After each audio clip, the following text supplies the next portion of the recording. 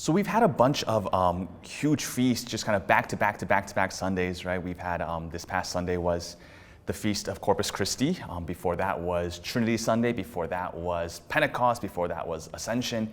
And this Sunday, it's kind of like we come crashing back down to earth with the 12th Sunday in Ordinary Time. And even the readings, here's the first reading, right? I hear the whisperings of many, terror on every side. Denounce, let us denounce him. The responsorial psalm. For your sake, I bear insults and shame covers my face. Today's second reading is all about, the prevalence of sin and death in the world. And today's gospel, right? Jesus, warning us, hey, be afraid of the one who can destroy both soul and body. So when we hear all of these readings, we might be tempted to just kind of like, oh, what's this all about? Just kind of be filled with doubt, filled with discouragement, fear, all sorts of things like that. Like, what's the good news, right? What's the good news in all this? Well, here's the beautiful thing.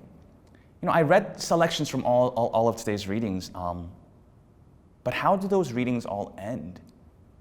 The first reading, sing to the Lord, praise the Lord, for he has rescued the life of the poor and from the power of the wicked. The responsorial psalm, right? Lord, the Lord hears the poor, and his own who are in bonds he spurns not. The second reading, how much more did the grace of God and the gift of Jesus Christ overflow.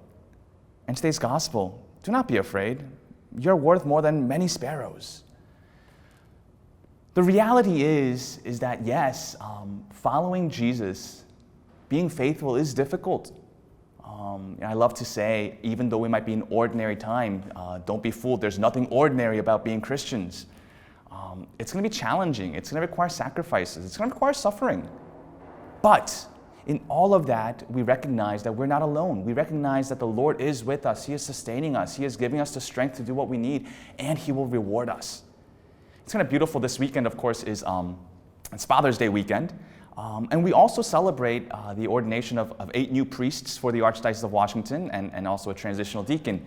So as we think about these vocations too, recognizing that life isn't going to be just a walk in the park with rainbows and butterflies all the time, right? It's going to be difficult. It's going to require us to give of ourselves. But in all of that, we do so with this great confidence that comes from knowing the presence of God with us. And so as we go forth into our lives, into our days, seeking to be those faithful disciples, seeking to be those authentic witnesses to the gospel and to Jesus Christ, let's do so sustained by the strength and the power that comes from the Lord. And that is my Sunday game plan for the 12th Sunday in Ordinary Time.